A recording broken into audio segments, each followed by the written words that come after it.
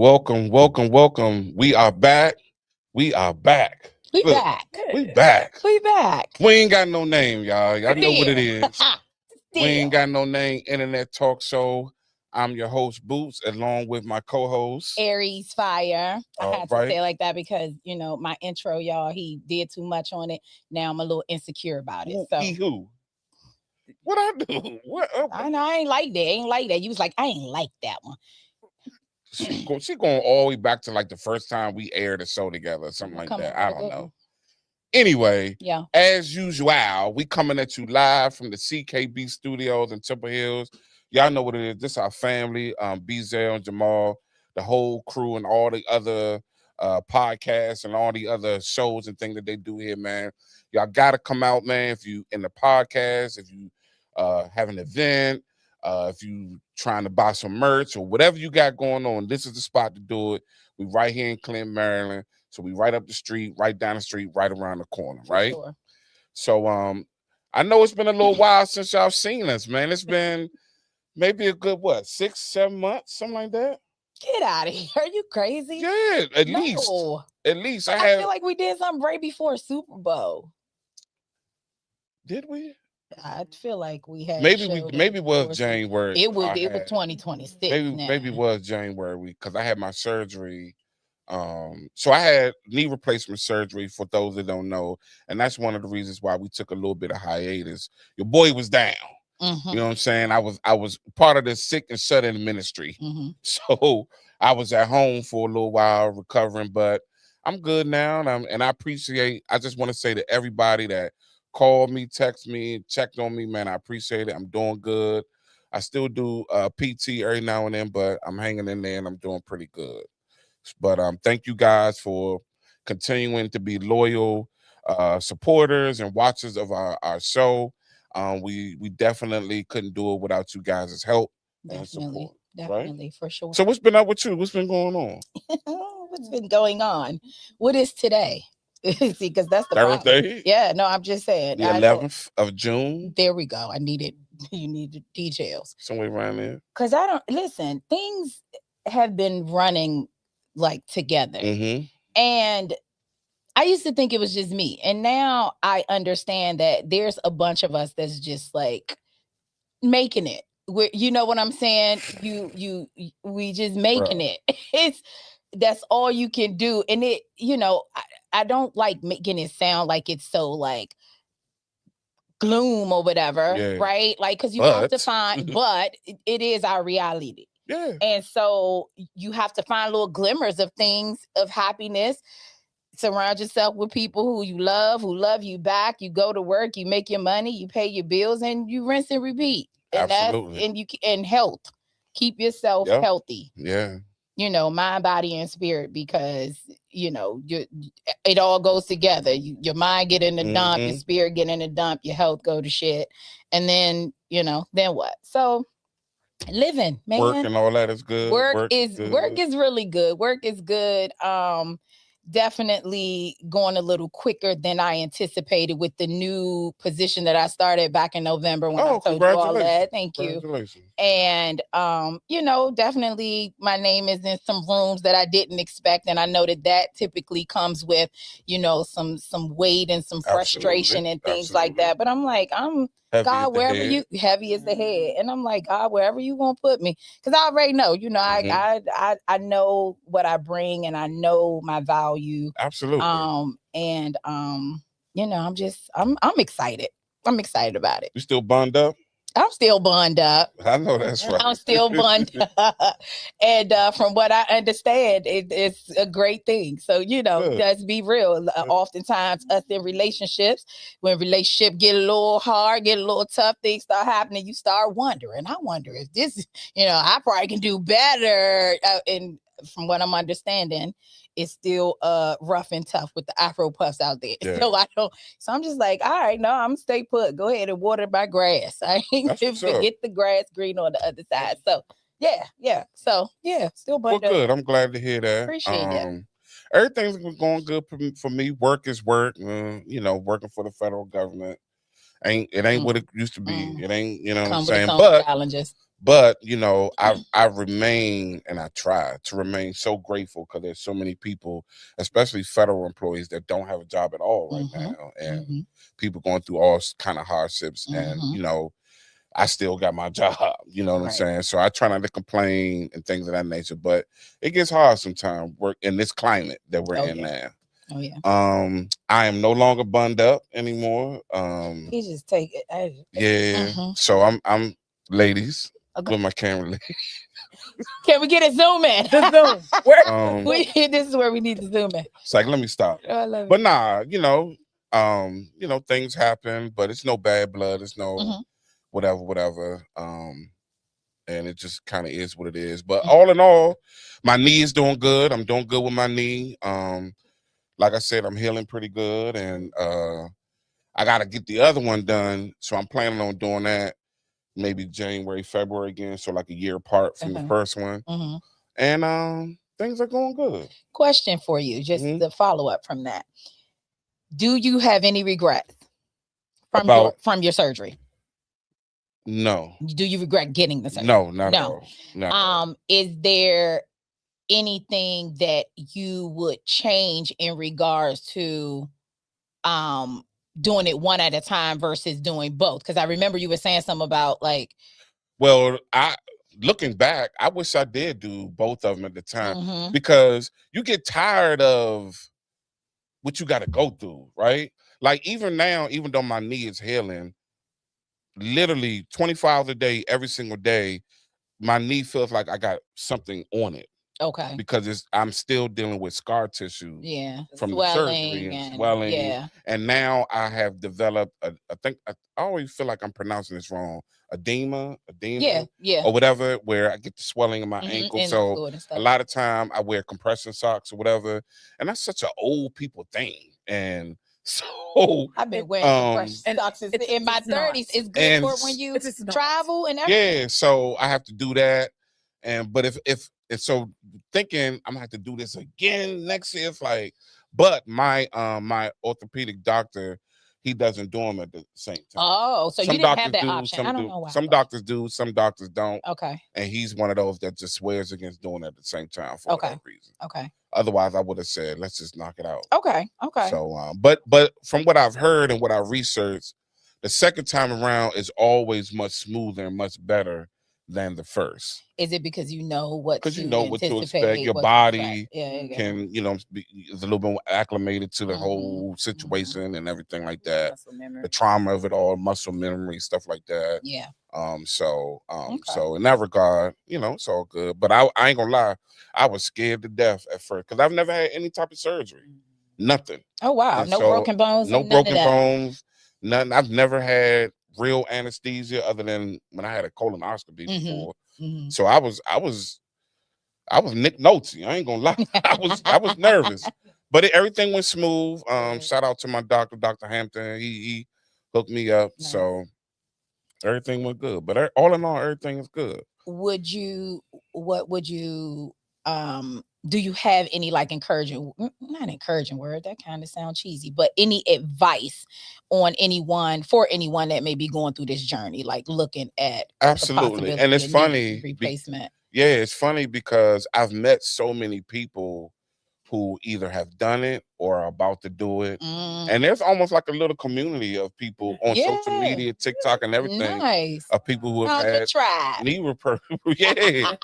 And I will say that there are certain things that you need to go get for your home, right? In preparation for it, right? I can see that. Like even something as simple as the ability to sit on the bed and swing your legs on the bed like a normal person. For a good month after that, you are not going to be able to lift your leg up and swing it on the bed. Right. So you got to get like a resistance band or something, or a belt or something to hook around your leg and pull it up on the bed for you. Something is that. Or some people need the things you put on your toilet to make the toilet seat higher. So when you got to sit on the toilet, you don't have to bend your leg as much. So it's just a walker, little nuances like that. A walker, things of that nature. So I was just talking to a friend of mine the other day, a young lady who's going to have the surgery soon, and I was running down a list for her, like, get this, get that, get this, get that, and she was very thankful that I, and I wish I had people do that for me too. So I was able to get some things, but one of the most important things is having a good support system, having somebody who can come make sure you good and take care of you, especially people that live in like townhouses where they got to go up and down stairs. Like, you're going to have to get somebody to come bring you your food and, answer the door. Somebody come to the door, whatever, because you ain't going to be able to do that, especially initially. Yeah. So you almost have to have someone kind of be there with you as much as they can. But that support is definitely needed, because it is a very traumatic injury to surgery to your body. And so you're gonna need that. It sounds like it's more mental probably than physical, because it's a little bit of your both. complete little bit of both. Independence kind of, and you're relying on absolutely, and that's a weird feeling. Not being able to just get up on your own or go to the bathroom. The things we take for granted. Yes. The things we take for granted. Absolutely. Every day. Yeah. Well, good. So since we back, like, I wanted to ask you, because I don't think I've ever asked you this, like, what type of response and engagement did people give you about We Ain't Got No Name? Like, let's do an assessment. Okay. So you mean during the time we were after? Okay. In general. Okay. So I would say that there was definitely a lot of support there during the show. Specifically, like, my friends and family were tuning in, which I'm completely grateful for. Absolutely. But yeah, the feedback was good. I would say the running thing was always, man, y'all chemistry good. Y'all just kind of vibe, which is very, very important, right? Because that's not always the case. True. It's not a guaranteed thing. So I would say that was the running thing mostly. Like, y'all chemistry good. Like, I like how y'all just vibe. After I did have a couple people reach out, like, well, what's going on with the show? And, without wanting to divulge too much about, your situation, I was just like, oh, we on hiatus. Then when you put it out there that you had surgery or whatever, whoever would ask, I would be like, we're on hiatus. Knowing that we kind of really didn't talk about whether or not we would continue or start back up. But, that was our business and whatever. so I was like, maybe we'll be back, maybe we won't. But if, you're a supporter, you'll tune in. So, but I did not have anyone to come to me personally and say anything negative. I didn't. Me either. Now, do I think that it was probably some negative thoughts about it or people who had opinions? Always, but they never got to me. So I welcome that too, because I'm just saying constructive criticism is always a good thing. So but I've always gotten positive feedback from you, from our dynamic, and I tell people, part of the reason that we were friends before we even started, like good friends before we even started this. So there lies the chemistry right there in itself. I too got people, man, when y'all gonna come back? And the thing that really trips me out is I'll be at a cookout or an event or what have you, and somebody who I've never seen them comment, never seen them be like, yeah, man, that We Ain't Got No Name, that joint was all right. And I'd be like, you used to watch? That does not shock me. You used to watch the joint? And they'd be like, yeah, I used to tune in. I don't say nothing. I don't say nothing, but but I appreciate that, right? Yeah. That lets you know people, streets watching. That's it. They pay attention, even if they don't say nothing. They pay attention. That's why, we do our best to put our best foot forward, put a good product out there. And, hopefully we give you guys, what you need and what you like. And like you've always said, we've done good things in the community. We're doing good things in the community. And so that's what it is. And speaking of, I gotta follow up from that. I would love to get feedback from all of our entrepreneurs that we featured on our show to see how much traction, traffic, or just business we may have brought them just from them being on the show. You know what I mean? Not that they weren't doing their own, they weren't able to stand on their own prior to the show. But I mean, just like coming on the show, if they had anyone like, oh, I saw you on the show, or if we drew in any business for them, that'd be dope. That would be pretty cool. That'd be cool. Yeah, absolutely.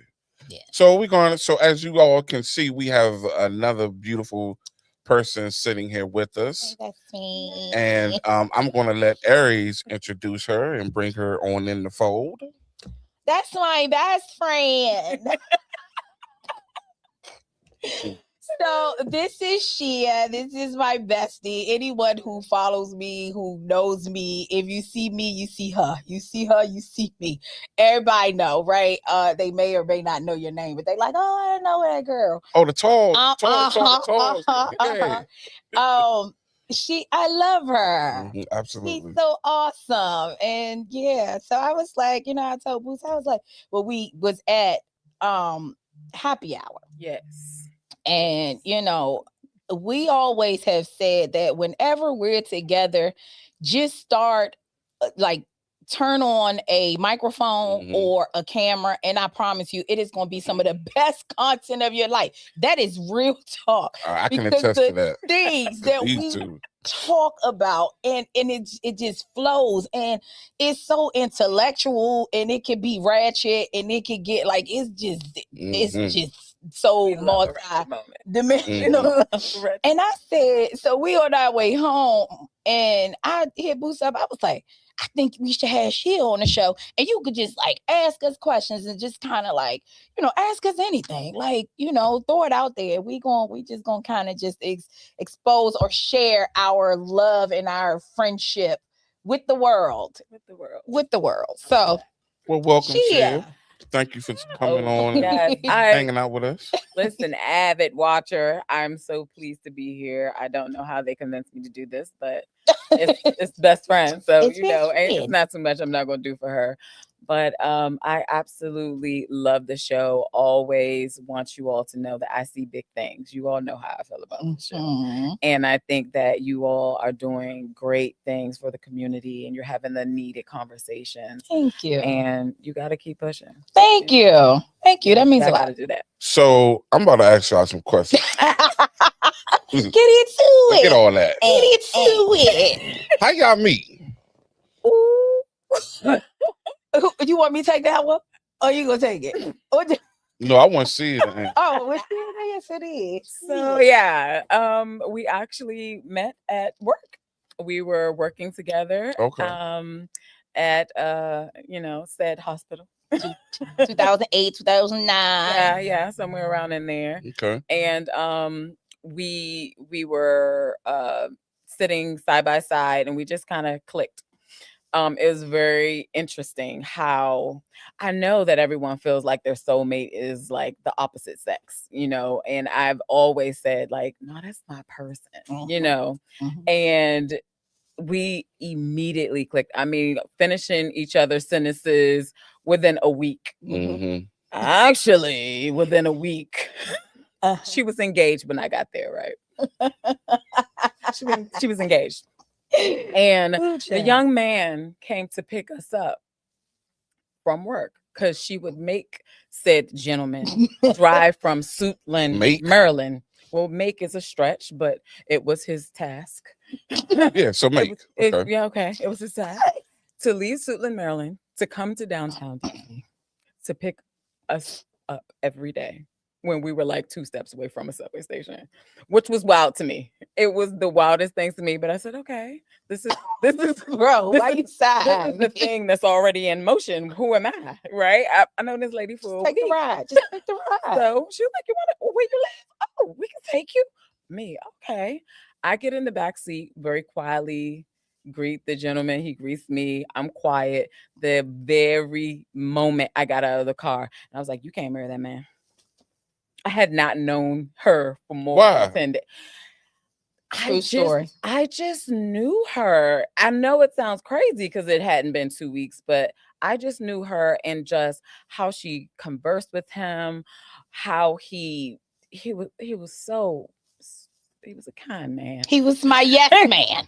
I don't know. If that's you watch it, I way. ain't gonna say your name. If you watch it, I Yeah. keep your anonymity. However, comma, he was my yes man. Absolutely. And at that time, I was saying yes to the good guy and the guy who would do anything for me, when not realizing that the man that I need is someone who absolutely is not going to be my yes man. Be gentle with me, but I definitely require a man that can stand up to me. And he was not that guy, unfortunately. But going back to what she said, I got that text message. And what she ain't gonna tell y'all is that I felt the way, and I didn't talk to her for a week at work. Came to work, we sat by each other. I ain't saying nothing to her because you don't know me. You don't even know me, young lady. I was offering you a ride. First of all, be grateful. Back there and be quiet. You know what I mean? You're not gonna sit here to come up in here and blow my life up.